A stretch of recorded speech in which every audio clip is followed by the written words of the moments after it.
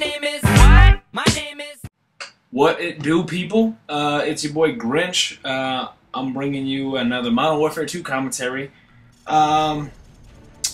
So, just a little update real quick. I had ITV as my capturing software to capture from my Hop Hog, and I was using a code from YouTube to get it for free, and they caught me. I'm caught, and so now I can't use it anymore. So now I'm just waiting to get enough courage to actually pay for it. But I don't know how ready I am to drop $80 on a capturing software that I should already have, because just the disk doesn't work with my Mac. That's kind of stupid. But other than that, that's all the update is for my, I guess, a little update section. I guess maybe that's gonna be like a new thing about my videos. I just update y'all on stuff going around in my life. But this is actually some old gameplay, and I actually wasn't even doing it. I know it's my gamer tag, but it's actually my buddy Panda. He came over one day and he was playing on my GT. And for all of those old gamers, GT stands for gamer tag. It's the new hip term that everyone's using. You should definitely try to work that into your Xbox Live conversations. They'll think you're pretty cool, actually. It works. But yeah, Panda was playing, and I was probably 3 feet behind him, screaming in his ear, telling him what to do.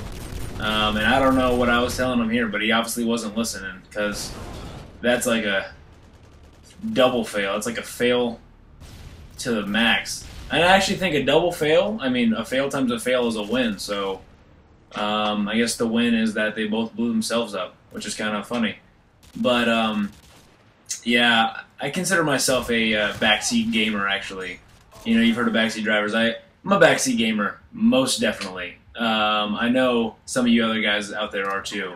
Like, I know you're listening like, oh my god, dude, I'm totally a backseat gamer, because every time I see someone playing a game, like, I just have the urge to tell them exactly what to do. And if they don't listen to what I'm doing, they're doing it wrong. That's how it goes for me. But what I really want to talk about today is expectations. Not just about games, just about life in general, sports, work, school. Well, maybe not my school. Because expectations, it seems, have gone up with a lot of things. Like I said, except for my school, they are as low as ever. But I don't know. In games, 25-8 is no longer a good score. I mean, that's a pretty good kill-death ratio, but it's not good anymore. I mean, if you put that on YouTube, people are gonna be like, "Dude, you're not even that good," right? You know, because they're so used to seeing people who go, 30-0 or like 102, and it's kind of ridiculous, because one, I guarantee you those games happen like once a freaking blue moon, and those games, the gameplays just ruin other games. Like, if you watch a game where a guy goes 102 or 110-2, and you watch this gameplay afterwards, you're gonna be like, dude, that first one was totally better. But, and that would just be with the volume off, because obviously you hear my voice over this thing and you're like, oh my god, it's amazing. So, I mean, but that's an unfair advantage, because he doesn't have my voice. So I'm not gonna, diss him for that. But, it just, and then with sports, I mean, you see, Kobe Bryant and, LeBron James dropping, like I don't know, 50 points a game. And Kevin Durant, now Kevin Durant's a beast, I like him, but, like Dwayne Wade and all these guys, they just, put down so many points, and, like, everyone just thinks that points is what defines a basketball player. If he's not scoring a lot of points, he's obviously not good, which is completely wrong. There was a guy who played for Texas. His name was Doge Balbe. He was a point guard.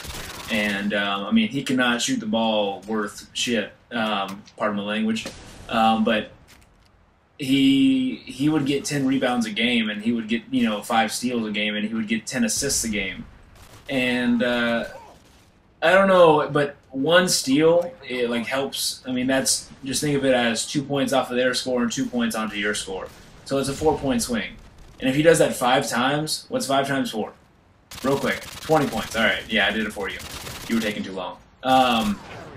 But you know, one steal is a pretty big deal, and he got, you know, let's say he gets 3 of them in a game. That's a pretty big deal, and people just didn't realize how, I guess, you know, you never heard so much about him because, you know, he didn't score 100 points, and I think it's not fair to him because he deserves all the credit, you know, he gets and more because he doesn't get nearly enough credit. I mean, he's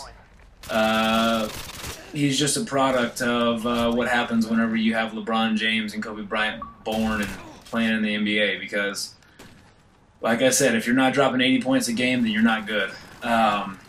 And in work, right now I work in retail, unfortunately, and everyth's about sales. You know, they have to buy.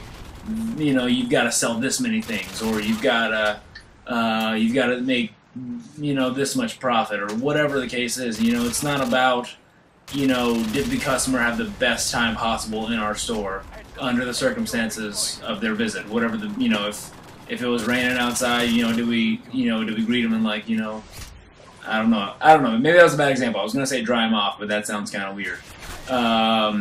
You know, but when they need help, do we point them in the right direction? But it's not, I mean, that's expected now. And I think no one really appreciates what that really, you know, what good customer service can really do to a customer. Now they just want sales. But that's the end of the game, guys. I'm running out of time. That's it, dude. That's it, man. I'm out. Peace!